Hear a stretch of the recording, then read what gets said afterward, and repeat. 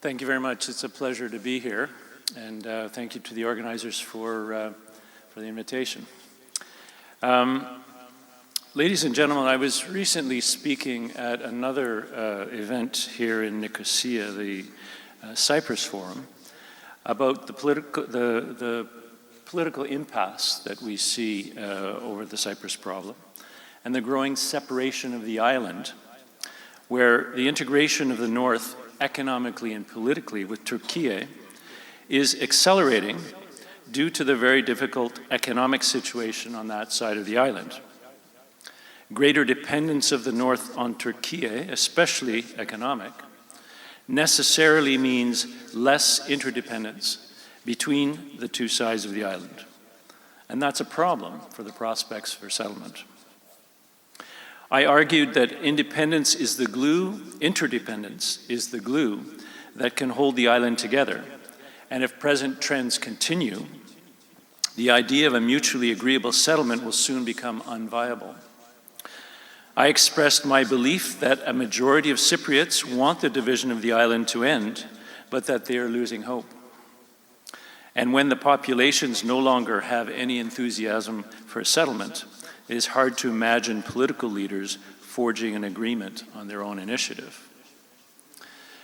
My comments generated some media attention at the time, but what you may not have heard, because this wasn't highlighted in the media, was the second half of the argument, that there is a lot that we can and must do to reverse these trends.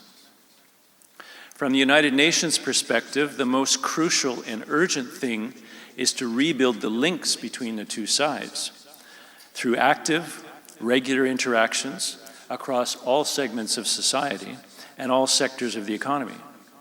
If there is to be any hope of an eventual settlement, Cypriots need to start practicing living together, not separately, on the island again. Studies have shown that any interaction, even while shopping, is better than no interaction. When people interact, myths and walls crumble. Misperceptions and taboos fall by the wayside. Greater understanding of each other is the foundation for building trust. And without trust, there can never be a sustainable solution. But the most impactful type of interaction, and the one that I would like to highlight here today, is business and commerce. Nothing brings people together more quickly and more strongly than economic interest.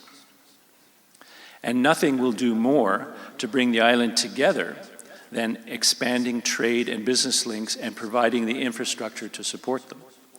This is the surest way to rehabilitating confidence in a settlement.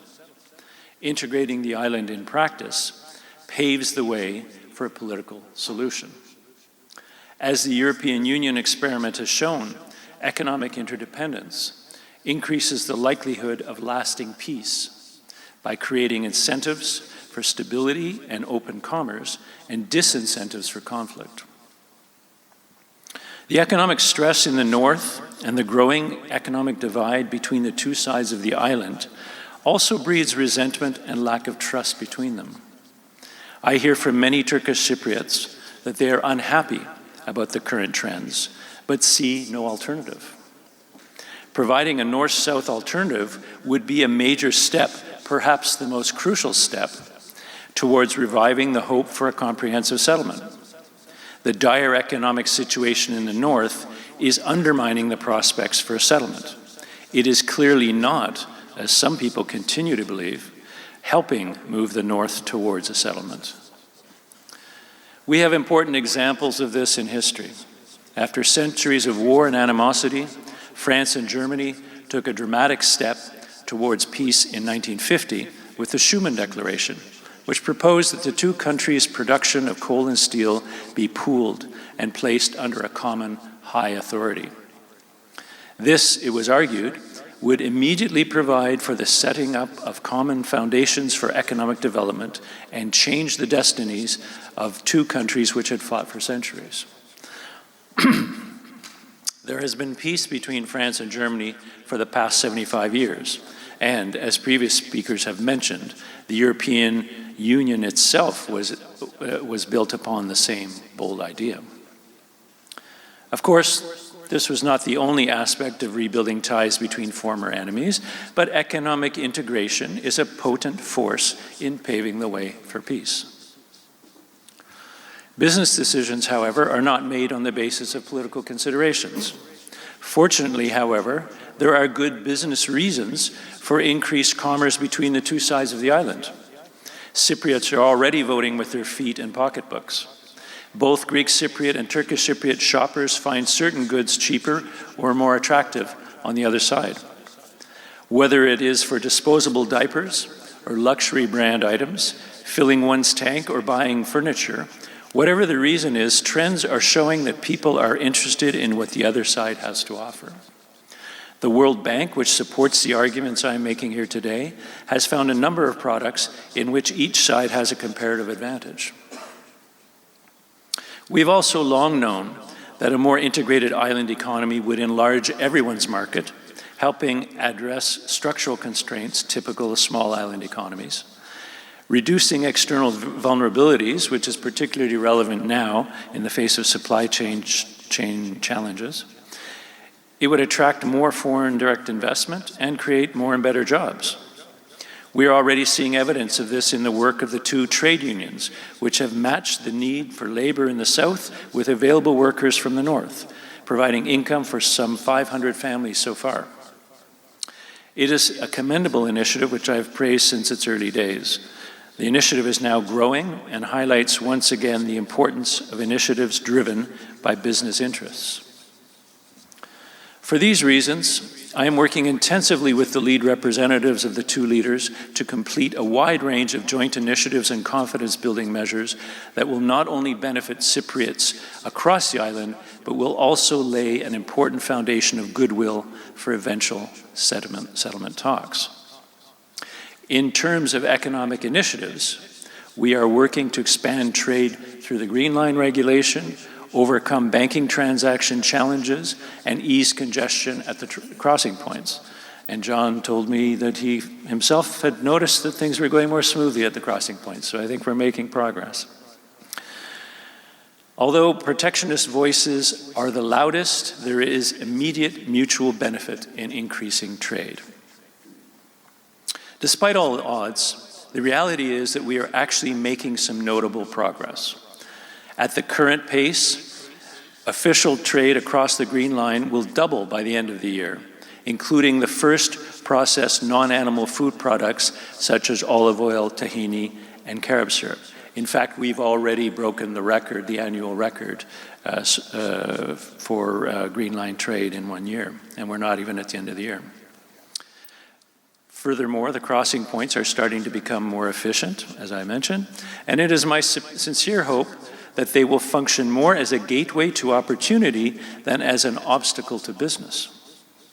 It is equally important that the north to south trade be complemented by the expansion of the south to north trade relationship.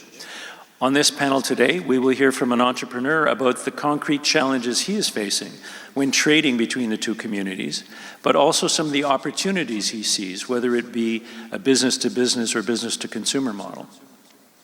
Environment and climate change are issues that obviously affect the island as a whole. As we heard at the Environment for Europe Ministerial Conference held here recently, and as previous speakers have mentioned, it is urgent that we step up efforts to mitigate climate change, embrace recycling, and transition towards a green growth and sustainable economy, a priority also reflected in the United Nations Sustainable Development Goals. We are already seeing on this island and in the region the devastating effects of climate change, such as frequent and intense heat waves, droughts, wildfires, and desertification. We also have with us today two waste management and recycling experts who are completing a pre-feasibility study on possible intra-island cooperation over waste management of electronic and electrical equipment. This initiative was spearheaded by the Technical Committee on Economic and Commercial Matters with the support of the United Nations and the European Union, and shows a possible path for generating new revenues, potentially creating green jobs across the Green Line. Many similar and often underreported achievements in recent months have come through the technical committees established by the leaders of the two sides on a wide range of issues, from health to culture to environment, as we have heard, and gender or policing. In these 12 committees, prominent Greek Cypriots and Turkish Cypriots, some of whom are here today, sit together, discuss amicably, reach agreements, and make consensus recommendations to the leaders as to how the lives of ordinary Cypriots can be improved. They are working on some 20 other initiatives as we speak, large and small. The work of these committees happens away from the limelight, but I can tell you that they are building a foundation of bicommunal achievements that will lay the groundwork for future settlement talks. The technical committees and confidence-building measures are neither a substitute for settlement talks nor a distraction from such talks. They are the path towards talks. Before I conclude, I want to reiterate my firm belief that greater economic activity between the two sides of the island makes good business sense and would have positive impact on the lives of Cypriots on both sides of the island. But more importantly still, each incremental improvement will, brick by brick, lay the path towards a mutually agreeable settlement of the Cyprus problem. But we do not have much time. Thank you.